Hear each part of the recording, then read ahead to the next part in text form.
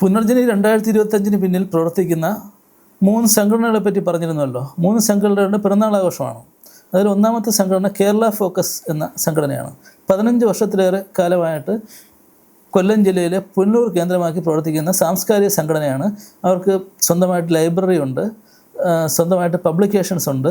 അപ്പോൾ അത്രയും വലിയ ഡെപ്തുള്ള സംഘടനയാണ്. സാംസ്കാരിക സംഘടന എന്ന നിലയിൽ കേരളത്തിലെ എല്ലാ ജില്ലകളിലും ഇവർക്ക് ബ്രാഞ്ചുകൾ ഉണ്ട് ഈ കേരള ഫോക്കസിന്. ശരിക്കും എനിക്ക് വളരെ അത്ഭുതം തോന്നിയിട്ടുണ്ട്. കേരള ഫോക്കസിൻ്റെ മാസിക, അതായത് ഇതാണ് കേരള ഫോക്കസ് മാസിക. ഇത് കൃത്യമായിട്ട് എല്ലാ മാസവും ഇറങ്ങുന്നു എന്ന് പറയുമ്പോഴത്തേക്ക് നമ്മൾ പബ്ലിഷിംഗ് രംഗത്ത് പ്രവർത്തിക്കുന്നവർക്ക് മനസ്സിലാകും ഒരു മാസിക ഇറക്കി വിടാൻ വേണ്ടിയിട്ട് ഉള്ള ബുദ്ധിമുട്ടുകൾ എന്തൊക്കെയാണ് ഇന്നത്തെ കാലഘട്ടത്തിൽ. ശരിക്കും കേരള ഫോക്കസിൻ്റെ മാനേജിങ് ചെയർമാൻ എന്ന് പറയുന്നത് നമ്മുടെ വിഷ്ണുദേവാണ്, എൻ്റെ അടുത്ത സുഹൃത്ത് വിഷ്ണു. ശരിക്കും വിഷ്ണുവിനോട് എനിക്ക് ഒരുപാട് കടപ്പാടുള്ള വ്യക്തിയാണ്. ഞാൻ എൻ്റെ ആദ്യ ബുക്ക് പ്രകാശനം ചെയ്ത സമയത്തൊക്കെ അതിന് വേണ്ടുന്ന എല്ലാ പിന്തുണയും നൽകിയത് വിഷ്ണുവാണ്. ശരിക്കും വിഷ്ണുവിൻ്റെ ഒറ്റ ബലത്തിലാണ് ശരിക്കും വിഷ്ണു ചീഫ് എഡിറ്ററായിട്ടുള്ള ഈ മാസിക കേരള ഫോക്കസ് പുറത്തു വരുന്നത്. അത് ഇതുപോലെ തന്നെ ബഹുവർണ്ണ അച്ചടിയിൽ നല്ല ആൾക്കാർക്ക് താങ്ങാനാവുന്ന വിലയിൽ ഇത് എത്തിക്കുക എന്ന് പറയുമ്പോഴത്തേക്ക് ഒരു വലിയൊരു ടാസ്ക്കാണ് വിഷ്ണു ചെയ്യുന്നത്. ശരിക്കും ഈ ഒരു ഘട്ടത്തിൽ വിഷ്ണുവിനെ അഭിനന്ദിക്കുകയാണ്. കേരള ഫോക്കസുമായിട്ട് ബന്ധപ്പെട്ടിരിക്കുന്ന ഒരുപാട് കലാകാരന്മാരെ, ഒരുപാട് സാംസ്കാരിക പ്രവർത്തകരെ അന്ന് പുനർജനി വേദിയിൽ നമുക്ക് കാണാൻ സാധിക്കും. ശരിക്കും പിറന്നാളാഘോഷത്തിൻ്റെ ഭാഗമായിട്ട് 3 കേക്ക് കട്ടിങ്ങാണ് അവിടെ നടക്കുന്നത്. കേക്ക് കട്ടിങ് ശരിക്കും അതിൽ കേരള ഫോക്കസിൻ്റെ ഭാഗമായിട്ട് വിഷ്ണുവിൻ്റെ കൂടെ കേരള ഫോക്കസിൻ്റെ മറ്റ് സുഹൃത്തുക്കളും സാംസ്കാരിക പ്രവർത്തകരും പിറന്നാൾ ആഘോഷിക്കും. ഈ 3 സംഘടനകളുടെയും ഭാഗമാണ് ഞാൻ. രണ്ടാമത്തെ സംഘടന മിറാക്കിളാണ്, miracle film society. Miracle film സൊസൈറ്റിയെ സംബന്ധിച്ചിടത്തോളം പറഞ്ഞാൽ 3 വർഷം ആകുന്നു സംഘടന രൂപീകരിച്ചിട്ട്. അത് കേരള ഫിലിം അക്കാദമിയിലെ പൂർവ്വ വിദ്യാർത്ഥികൾ ചേർന്നിട്ടാണ് സംഘടന രൂപീകരിച്ചത്. അതിനകത്ത് അതിൻ്റെ സെക്രട്ടറി ഞാനാണ്. പ്രസിഡൻറ്റ് സുനോ വർഗീസ് ആണ്. സുനോ വർഗീസ് സിനിമയിലെ അസിസ്റ്റൻറ്റ് ഡയറക്ടറാണ്, അസോസിയേറ്റ് ഡയറക്ടറായിട്ടും വർക്ക് ചെയ്തിട്ടുണ്ട്. അത് ഒരുപാട് മൂവീസുണ്ട്. മുംബൈ പോലീസ്, ദീപൻ്റെ പുതിയ മുഖം, കേരള കഫേ തുടങ്ങിയ സിനിമകളിൽ സുനോ വർക്ക് ചെയ്തിട്ടുണ്ട്. പിന്നീട് ഇന്ദ്രജിത്ത്, ജോയിൻറ്റ് സെക്രട്ടറി ഇന്ദ്രജിത്ത് പ്രശസ്ത സിനിമാറ്റോഗ്രാഫറാണ്. 20 വർഷത്തോളം സിനിമയിൽ എക്സ്പീരിയൻസ് ഉള്ള ഇൻഡിപെൻഡൻ്റായിട്ട് തന്നെ ഇന്ദ്രജിത്ത് ഏതാണ്ട് 10ഓളം സിനിമകൾ ചെയ്തു കഴിഞ്ഞു. ഇപ്പം പുതിയ സിനിമ, ഇന്ദ്രൻ്റെ പുതിയ സിനിമ നിങ്ങളെല്ലാവരും പോയി കാണണം. ജൂൺ 6 റിലീസാണ്. പോലീസ് ഡേ എന്നാണ് ആ സിനിമയുടെ പേര്. അത് സന്തോഷ് മോഹൻ പാലോട്, എൻ്റെ സുഹൃത്ത് GST വകുപ്പിലെ ഉദ്യോഗസ്ഥനായിട്ടുള്ള സന്തോഷ് മോഹൻ പാലോടാണ് ആ സിനിമ സംവിധാനം ചെയ്തിരിക്കുന്നത്. ടിനി ടോമാണ് നായകൻ. ഇപ്പോൾ ചെറിയ സിനിമകളെ പ്രോത്സാഹിപ്പിക്കേണ്ടതിൻ്റെ ആവശ്യകതയെപ്പറ്റി ഞാൻ പല സന്ദർഭങ്ങളിലും പറയാറുണ്ട്. ശരിക്കും ഇതും അത്തരത്തിലുള്ളൊരു സിനിമയാണ്. ഒരു ഇൻവെസ്റ്റിഗേഷൻ ജോണറിൽ പോകുന്ന ഒരു സിനിമയാണ്. വളരെ നല്ലൊരു ഔട്ട്പുട്ടാണെന്നാണ് എൻ്റെ പ്രിവ്യൂ കണ്ട ആൾക്കാർ എന്നോട് പറഞ്ഞത്. പിന്നെ ഇന്ദ്രൻ്റെ പുതിയ വർക്ക് 2 റിലീസിന് കാത്തിരിക്കുകയാണ്. ഇതുൾപ്പെടെ കനോലി ബാൻസെറ്റ് എന്ന് പറഞ്ഞ മൂവി, അതുകൂടാതെ അഞ്ചാനി എന്ന് പറഞ്ഞ മൂവി പൂജ കഴിഞ്ഞിരിക്കുകയാണ്. അപ്പോൾ ശരിക്കും ഇന്ദ്രനെ പോലെ സുനയെ പോലെയുള്ള വലിയ കലാകാരന്മാരെ ഉൾക്കൊള്ളുന്നൊരു സംഘടനയാണ് മിറാക്കിൾ ഫിലിം സൊസൈറ്റി. അതിൻ്റെ സോഷ്യൽ കമ്മിറ്റ്മെൻറ്റ് ഉയർത്തിപ്പിടിച്ചുകൊണ്ട് തന്നെ ഞങ്ങൾ ലഹരിക്കെതിരെയുള്ള ഷോർട്ട് ഫിലിം ഫെസ്റ്റ് സംഘടിപ്പിച്ചിട്ടുണ്ട്. അതിൻ്റെ ഭാഗമായിട്ട് ഷോർട്ട് ഫിലിം മത്സരത്തിനുള്ള എൻട്രികൾ ക്ഷണിച്ചുകൊണ്ടുള്ള സോഷ്യൽ മീഡിയ വഴിയുള്ള പോസ്റ്റേഴ്സ് സോഷ്യൽ മീഡിയ വഴി പ്രചരിക്കുന്നുണ്ട്. പിന്നെ ഞങ്ങൾ മിറാക്കിൾ വൈക്കം മുഹമ്മദ് ബഷീർ കോൺടെസ്റ്റിൻ്റെ ഭാഗമായിട്ട് ഒരുപാട് കുട്ടികളിലേക്ക് എത്തിപ്പെടുകയുണ്ടായി. അതായത് ഞങ്ങൾക്ക് ഒരു 10,000 കത്തിൽ കൂടുതൽ ഞങ്ങൾക്ക് കിട്ടിക്കൊണ്ടിരിക്കുകയാണ് ഇപ്പോഴും.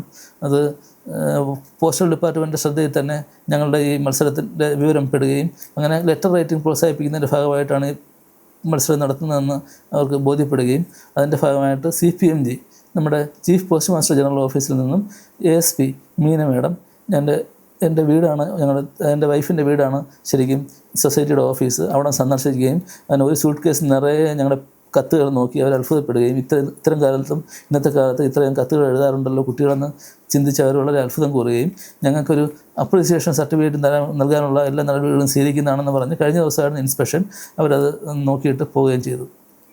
ശരിക്കും ഞങ്ങളുടെ മത്സരം എല്ലാ പത്രങ്ങളും, ലീഡിംഗ് ആയിട്ടുള്ള എല്ലാ പത്രങ്ങളും, ദേശാഭിമാനി, മലയാള മനോരമ തുടങ്ങിയ പത്രങ്ങളെല്ലാം തന്നെ ഞങ്ങളെ സപ്പോർട്ട് ചെയ്യുകയുണ്ടായി. പിന്നെ ചാനലുകാർ ചെറിയ രീതിയിൽ സപ്പോർട്ട് ചെയ്തു. ഇനിയിപ്പം ഈ മത്സരത്തിൻ്റെ കലാശക്കൊട്ടുന്നതിൻ്റെ നടക്കുന്ന പുനർജനി എന്ന പ്രോഗ്രാമുമായിട്ട് ബന്ധപ്പെട്ട് ഇനിയും കുറേ അധികം വാർത്തകൾ വരാൻ സാധ്യതയുണ്ട്. ശരിക്കും അതുമായിട്ട് ബന്ധപ്പെട്ടിട്ടുള്ള ഒരുപാട് പേര് ഞങ്ങളെ സമീപിച്ചിട്ടുണ്ട്. പുനർജനി എന്നുള്ള പ്രോഗ്രാം എന്താണെന്ന് അറിയുന്നതിന് വേണ്ടിയിട്ട് ഒരുപാട് മാധ്യമപ്രവർത്തകർ തന്നെ ഞങ്ങളെ സമീപിച്ചിട്ടുണ്ട്. പിന്നെ ഈ പ്രോഗ്രാം ഫുള്ളി ഞങ്ങൾ കവേർഡ് ആയിരിക്കും. അത് ക്യാമറ കവർ ചെയ്തിരിക്കും. അത് മാത്രമല്ല ചാനൽ കവറേജ് ഉണ്ടായിരിക്കും. മറ്റ് പ്രമുഖ ചാനലുകാരെ എല്ലാം ഞങ്ങൾ ക്ഷണിച്ച് ആ രീതിയിൽ വലിയൊരു വൈബ് പ്രോഗ്രാം ആയിരിക്കും എന്നുള്ളതാണ് പുനർജനി. പിന്നെ ഈ കേരള ഫോക്കസിൻ്റെ മാസികയെ പറ്റി പറഞ്ഞപ്പോൾ എനിക്ക് ഒരു പേര് കൂടെ എനിക്ക് പറയാതിരിക്കാൻ പറ്റില്ല. കാര്യം കേരള ഫോക്കസ് മാസികയെ പോലെ തന്നെ തിരുവനന്തപുരം ബേസ്ഡ് ആയിട്ടുള്ള ഒരു ഇന്ത്യൻ പ്രവാസി എന്നൊരു മാസികയുണ്ട്. ഞാൻ അതിൻ്റെ ഒരു പ്രതി ഞാൻ കയ്യിലെടുത്തിട്ടുണ്ട്, കാണിക്കാം. ഇന്ത്യൻ പ്രവാസി എന്ന് പറഞ്ഞാൽ ഈ മാസികയാണത്. ശരിക്കും ഞാൻ താമസിക്കുന്ന കരമന കുഞ്ചാലമൂട് ഏരിയയിൽ അനസ് എന്ന് പറയുന്ന അതിൻ്റെ റിപ്പോർട്ടറാണ് എനിക്ക് ഈ മാസികയെ പറ്റിയിട്ടുള്ള ഇൻഫർമേഷൻ തന്നത്. ഇന്ത്യൻ പ്രവാസി ശരിക്കും നല്ലൊരു വൈബോട് കൂടി നടത്തപ്പെടുന്ന ഒരു മാസികയാണ്. ശരിക്കും അവർ ഒരുപാട് കാര്യങ്ങൾ ഒരിക്കലും ഒരു മതപരമായിട്ടല്ല, രാഷ്ട്രീയപരമായിട്ടല്ല, പൊതുവെ മാനവികതയുടെ മൂല്യം ഉയർത്തിപ്പിടിക്കുന്ന ഒരുപാട് കാര്യങ്ങൾ അവർ ചെയ്യുന്നുണ്ടെന്നുള്ളതാണ്. ശരിക്കും വയോജനങ്ങൾക്ക് പെൻഷൻ, അതും മുസ്ലിം, ഹിന്ദു എല്ലാ മതക്കാർക്കും ചേർത്തിട്ടാണ് കൊടുക്കുന്നത്. അല്ലാതെ ഒരിക്കലും ഒരു മതത്തിൻ്റെ പേരിലല്ല. ഞാനിപ്പം എപ്പോഴും ഞാൻ ഒരു മാധ്യമ സ്ഥാപനവുമായിട്ട് ബന്ധപ്പെട്ട് പ്രവർത്തിക്കുമ്പം നമ്മൾ ആദ്യം ചിന്തിക്കുന്ന ഒരു കാര്യം, അത് രാഷ്ട്രീയപരമാണെങ്കിൽ പതുക്കെ ഞാൻ അതിൽ നിന്ന് ഊരാനേ നോക്കൂ. പിന്നെ മതപരമാണെങ്കിലും എനിക്ക് അതിനകത്ത് നിൽക്കാൻ താല്പര്യമില്ല. കാര്യം ഇത് രണ്ടിനും അതീതമാണ് മനുഷ്യൻ എന്നുള്ളൊരു സങ്കല്പം ഉള്ളതുകൊണ്ട് തന്നെ ഞാനപ്പോൾ ആ ഒരു രീതിയിലാണ് ഇതിനകത്ത് എഴുതുന്നത്. എൻ്റെ ആർട്ടിക്കിളുകളും കഥകളും ഒരുപാട് അച്ചടിച്ച് വന്നിട്ടുണ്ട് ഇതിനകത്ത്. വളരെ ചുരുങ്ങിയ കാലം മാത്രമേ ഞാൻ ഇവരുമായിട്ട് ബന്ധപ്പെട്ടിട്ടുള്ളെങ്കിൽ പോലും അവരെന്നെ നല്ല സപ്പോർട്ട് ചെയ്യുന്നുണ്ടെന്നുള്ളതാണ്. അപ്പോൾ ശരിക്കും ഈ മാസിക ഈ ഒരു കെട്ടിലും മട്ടിലും നല്ല കളർ പേജുകളിൽ ഇറങ്ങുമ്പോഴത്തേക്ക് തീർച്ചയായിട്ടും നമ്മൾ മനസ്സിലാക്കണം, അച്ചടി മേഖല വലിയ പ്രതിസന്ധി നേരിടുകയാണ്. ആ സമയത്ത് ഇപ്പോഴും ഇതുപോലെ മാസികകൾ ഇറങ്ങുന്നതെന്ന് പറഞ്ഞാൽ വലിയ അത്ഭുതമാണ്. കാര്യം മംഗളം പോലുള്ള വലിയ ജനപിന്തുണയുള്ള മാസികകൾ പോലും ഡിസ്കണ്ടിന്യൂ ചെയ്തു. അതായത് അവർക്ക് പിടിച്ചു നിൽക്കാൻ പറ്റാണ്ട് വന്നു. ഇതുപോലും വലിയ രീതിയിൽ അനസ് എന്ന് പറഞ്ഞ എൻ്റെ സുഹൃത്ത്, ഇതിൻ്റെ റിപ്പോർട്ടർ, അദ്ദേഹം ഓടി നടക്കുകയാണ് പല കാര്യങ്ങൾക്കും ഇതിന് വേണ്ടിയിട്ട്. അപ്പോൾ ശരിക്കും അത്തരം അനസിനെ പോലെ, വിഷ്ണുദേവനെ പോലെയുള്ള ആൾക്കാരാണ് ശരിക്കും നമ്മുടെ ഈ വലിയ മാഗസിനുകൾ മാത്രം പോലെ, ഇവിടെ ചെറിയ മാഗസിനുകളും ചെറിയ പബ്ലിഷേഴ്സും എല്ലാം വേണമെന്നുള്ളതാണ്. വലിയൊരു മാത്രമായി കഴിഞ്ഞാൽ മത്സരം ശരിക്കും കൊഴുക്കത്തില്ല. ചെറിയ ആൾക്കാരാണ് നമ്മൾ കൊണ്ടുപോകേണ്ടത്. ചെറിയ സിനിമകൾ വേണം, ചെറിയ മാസികകൾ വേണം, ചെറിയ പത്രങ്ങൾ വേണം. ചെറുത് നിന്നാണ് വലുതിലേക്ക് പോകേണ്ടത്. അപ്പോൾ ശരിക്കും നമ്മൾ ഈ ചെറുതുകളെല്ലാം അടിച്ചമർത്തുകയും, ഇപ്പം തന്നെ കഴിഞ്ഞ ദിവസം ഒരു പോസ്റ്റ് വായിക്കുകയുണ്ടായി. അനിൽ വേഗ വഴിയാണ്. അനിൽ വേഗ എൻ്റെ സുഹൃത്ത്, പബ്ലിഷർ. അദ്ദേഹം ലൈബ്രറി കൗൺസിലിൻ്റെ ഭാഗമായിട്ട് നടത്തിയ മേളയിൽ പോയപ്പോൾ അനുഭവം പങ്കുവെച്ചാണ്. 2 ലക്ഷം രൂപയോളം നഷ്ടം വന്ന കഥയാണ് അദ്ദേഹത്തിന് പറയാനുള്ളത്. അതായത് ഒരു ചെറിയൊരു സ്റ്റാളിൽ 2 മേശയും 2 കസേരയും മാത്രമുള്ള സ്റ്റാളിൽ അതിന് ഈടാക്കുന്ന വാടക, ലൈബ്രറി കൗൺസിൽ ഈടാക്കുന്ന വാടക 10,000 രൂപയാണ്. അപ്പോൾ അങ്ങനെ വരുമ്പോഴത്തേക്ക് ഒരു ദിവസം, 2 ദിവസം അല്ലെങ്കിൽ 3 ദിവസം അവിടെ താമസിച്ച് അതിൻ്റെ വാടകയും കൊടുത്ത്, പിന്നെ ബുക്കിന് അതനുസരിച്ച് സെയിൽ കിട്ടിയില്ലെങ്കിൽ ഒരു പബ്ലിഷർക്കുണ്ടാകുന്ന നഷ്ടമുണ്ട്. അപ്പോൾ അത് ശരിക്കും വളരെ വലിയ നഷ്ടമാണത്. ഇപ്പം ഗവൺമെൻറ് തലത്തിൽ തന്നെ ഇതിനകത്ത് വലിയൊരു ഇടപെടലുണ്ടാകേണ്ട ഒരു കാലഘട്ടമാണ്.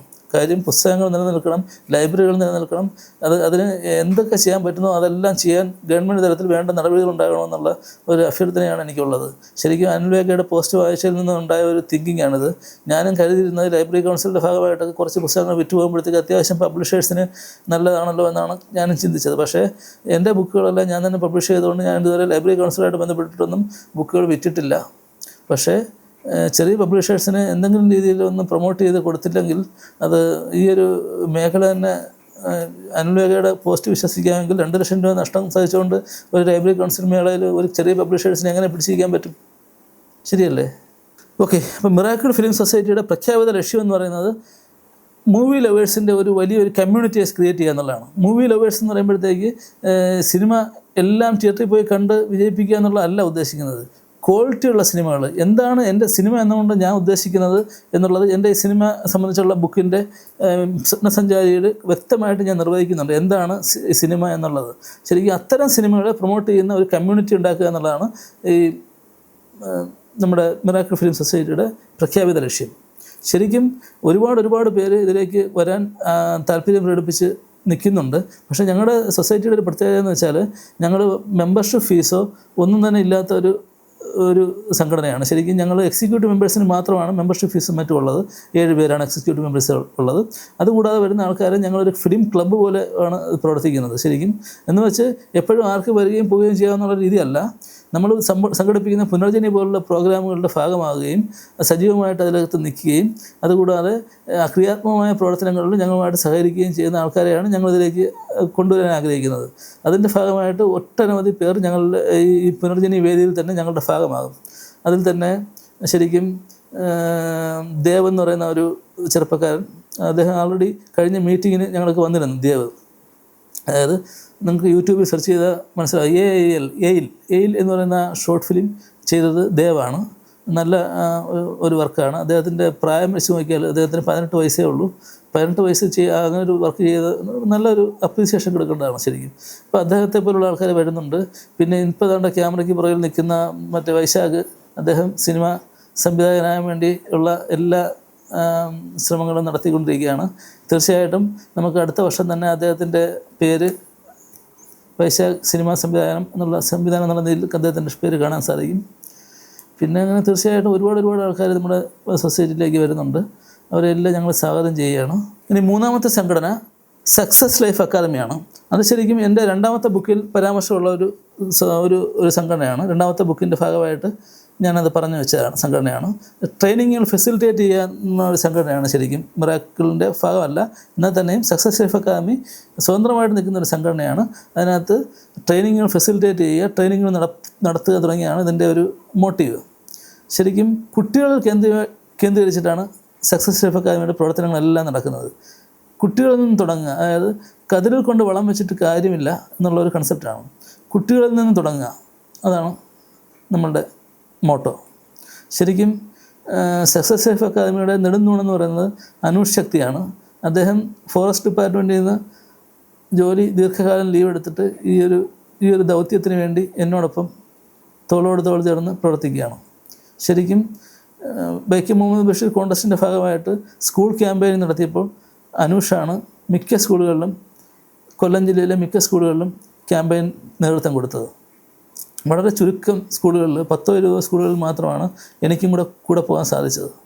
അപ്പോൾ ശരിക്കും ഒരു ട്രെയിനർ എന്ന നിലയിൽ, ഒരു ഇംഗ്ലീഷ് ടീച്ചർ എന്ന നിലയിലും വ്യക്തിമുദ്ര പതിപ്പിച്ച വ്യക്തിയാണ് അനൂഷ്. അപ്പോൾ അദ്ദേഹത്തിൻ്റെ സേവനം തീർച്ചയായിട്ടും നമുക്കൊരു സക്സസ് ലൈഫ് അക്കാദമിക്ക് ഒരു മുതൽക്കൂട്ടാണ്. പിന്നീട് മറ്റ് ട്രെയിനേഴ്സിൻ്റെ ട്രെയിനിങ്ങുകൾ ഫെസിലിറ്റേറ്റ് ചെയ്യുക എന്നുള്ളത്, അത് ശരിക്കും ഞങ്ങളുടെ ഒരുപാട് ട്രെയിനേഴ്സുമായിട്ട് ഞങ്ങൾ കണക്റ്റഡാണ്. അതിനകത്ത് ശരിക്കും മാർട്ടിൻ പേപ്പള്ളി സാറുണ്ട്, പിന്നെ ശിവാനന്ദൻ സാറ്, അങ്ങനെ ഒരുപാട് പേര്, സാബു കേരളം. അപ്പോൾ അത്തരത്തിൽപ്പെട്ട ഒരുപാട് ട്രെയിനേഴ്സുമായിട്ട് ഞങ്ങൾ കണക്റ്റഡാണ്. മധുബാലൻ സാറ്. അപ്പോൾ അവരുടെയൊക്കെ ട്രെയിനിങ്ങുകൾ ഫെസിലിറ്റേറ്റ് ചെയ്യുക എന്നുള്ള വലിയൊരു ദൗത്യം കൂടി ഞങ്ങൾക്ക് മുന്നിലുണ്ട്.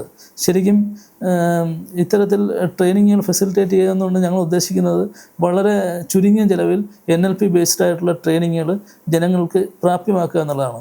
ശരിക്കും നമ്മുടെ ഇപ്പോൾ പൊതുവെ കാണുന്ന ഒരു ട്രെൻഡെന്ന് വെച്ചാൽ 7,000 രൂപ തൊട്ട് മേലോട്ടാണ് ഒരാളുടെ കയ്യിൽ നിന്ന് ഒരു 1 ഡേ ട്രെയിനിങ്ങിന് AC ഹാളിൽ വെച്ച് നടക്കുന്ന ഒരു 1 ഡേ ട്രെയിനിങ്ങിന് മേടിക്കുന്നത്, NLP ബേസ്ഡ് ട്രെയിനിങ്ങിന്.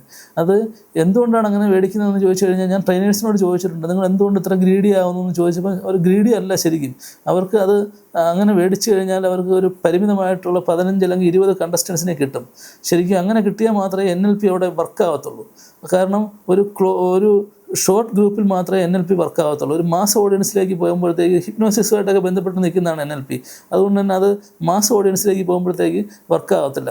അതുകൊണ്ടാണ് ഞങ്ങൾ ഈ 7,000 രൂപ മേടിച്ചിട്ട് ഒരു 15 പേര് മാത്രമേ പെർമിറ്റ് ചെയ്യുന്നതെന്ന് പറയുന്നത് അവർ.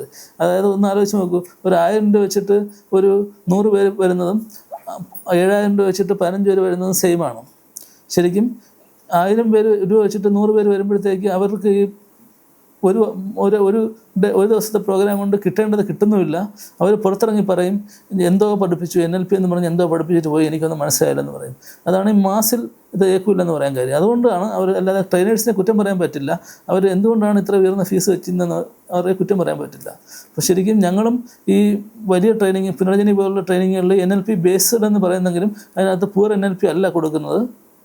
തീർച്ചയായിട്ടും അതിനകത്ത് ഒരുപാട് കാര്യങ്ങൾ മറ്റ് ലോ ഓഫ് അട്രാക്ഷനുമായിട്ടും മാനിഫെസ്റ്റേഷനുമായിട്ടും ഒക്കെ ബന്ധപ്പെട്ടിട്ടുള്ള ഒരുപാട് കാര്യങ്ങൾ ചേർത്തിട്ട് മിക്സറാണ് കൊടുക്കുന്നത്. ഇത് ശരിക്കും ഞാൻ ആദ്യമേ പറഞ്ഞുവല്ലോ, ആസ്ട്രേലിയൻ ഓതറായിട്ടുള്ള ബ്രോണി വെയറിൻ്റെ ദി മരണാസന്നരുടെ 5 സംഘടനകൾ, അതായത് the top 5 regrets of dying എന്ന് പറഞ്ഞ ആ ബുക്കിൻ്റെ തീമാണ് ഞങ്ങൾ എടുത്തിരിക്കുന്നത്. മനോഹരമായ ഡിസൈനുകളിൽ ആകർഷകമായ ഫർണിച്ചറുകൾ, ചെയർമാൻ, പ്ലാസ്റ്റിക് മോൾഡഡ് ഫർണിച്ചറുകൾ,